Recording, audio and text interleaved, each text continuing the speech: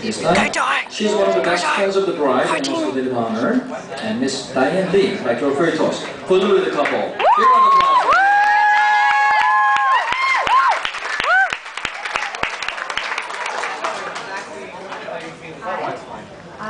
First of all, I'd like to say big congratulations to Kathy and Stephen. Your wedding was absolutely beautiful today. You guys look absolutely beautiful too. I'd also like to thank you for asking me to be part of your big day. It really is an honour to be up here to say a few words.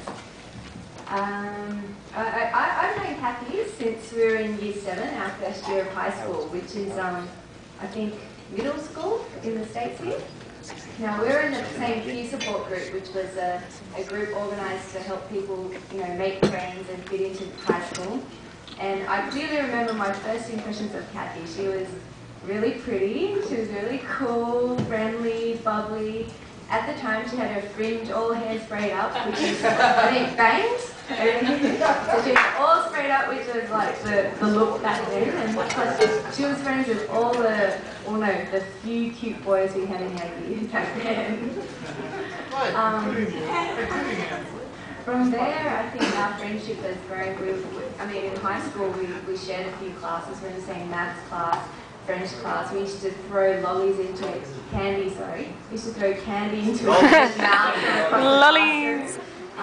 We used to be university study buddies, although we probably spent more time in the food court and lolly shop than in the library, right? We had many girly chats. We used to watch movies, take holidays together to Thailand, recently Vegas before the wedding, and now here I am saying a speech at the wedding.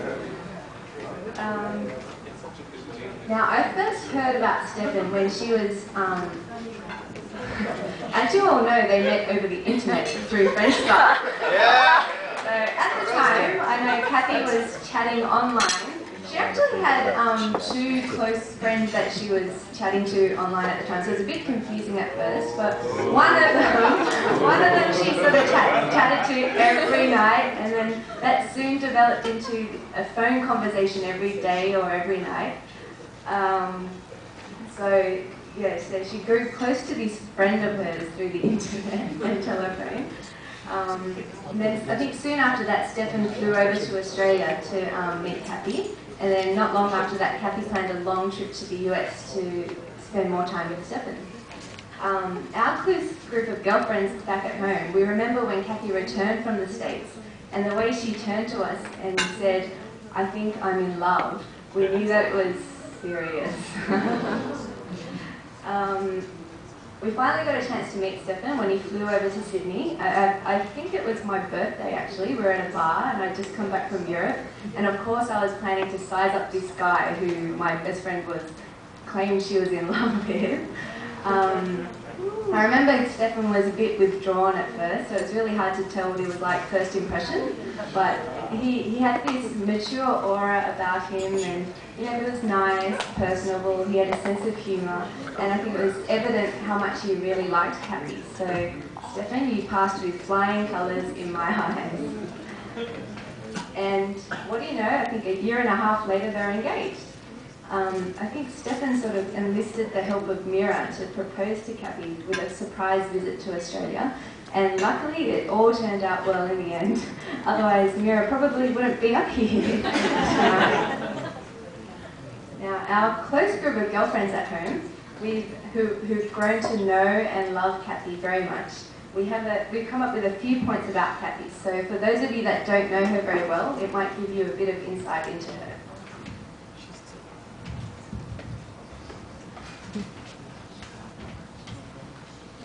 If you need relationship advice, Kathy has been dubbed the relationship queen.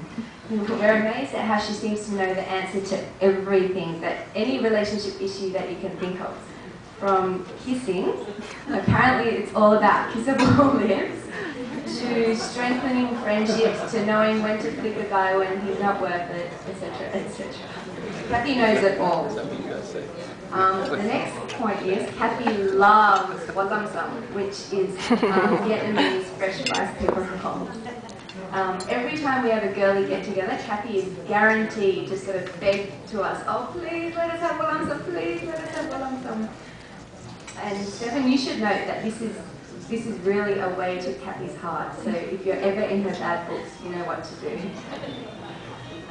Kathy is, despite how beautiful and innocent Kathy looks, Kathy is the most crass girl that we know. She's the biggest tomboy. By that we mean that she has always been able to talk about things that will probably make most people blush, but despite her innocent appearance, she's able to turn it back on us and make us look like the crass ones when we know that it's not really the case. We also have to mention Kathy's unsurpassable drinking ability. She is the only girl I know that can have a few sips of her cocktail and be really, really drunk. We also have no doubt that Kathy will adjust to living in the US very easily.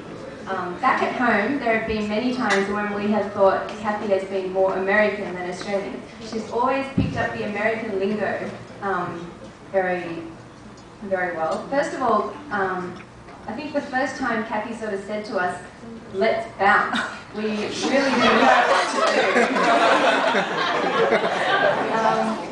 Secondly, Kathy is also, I think, quite possibly the biggest R&B hip-hop music industry supporter in Australia.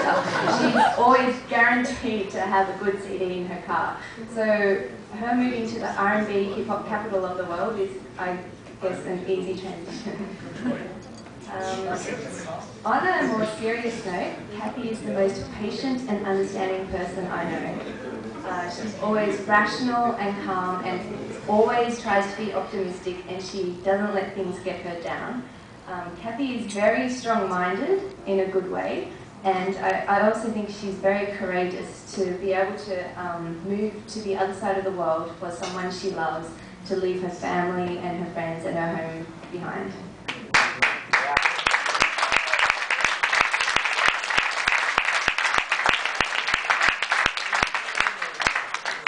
Always makes an effort to make long-lasting friendships, even from halfway across the world. She loves her girlfriends, and I think the perfect scenario for her is hanging out with the girls in trackies, which is sweats, at home, and braless. She's also come up with endearing terms for her close girlfriends at home. She always refers to us as her sunflowers, her petals, or her possums. And even though she's on the other side of the world, we still get a daily dose of this over email. Thank goodness for email. Kathy is also very dedicated to her family, her cousins, her grandmother, and also her new family here in LA.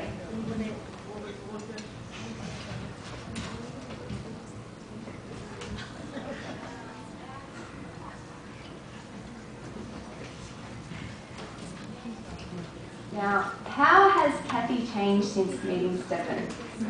Well, I think she has more faith in people and in relationships, and she's always optimistic, and she's always strong about relationships. I remember when she first got engaged that she was saying that being engaged was the best thing, and how much it cemented her relationship, and how much it changed and cemented her relationship.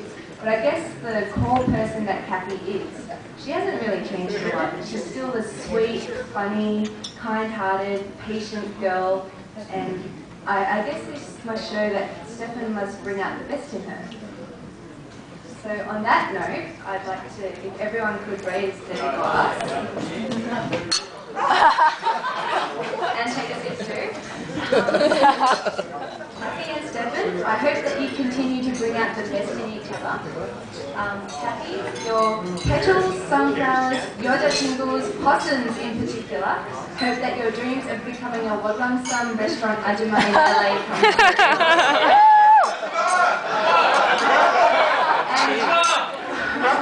Cheese melted. Of course, we hope that you have many healthy babies, but only after our terrible trip in the US next week.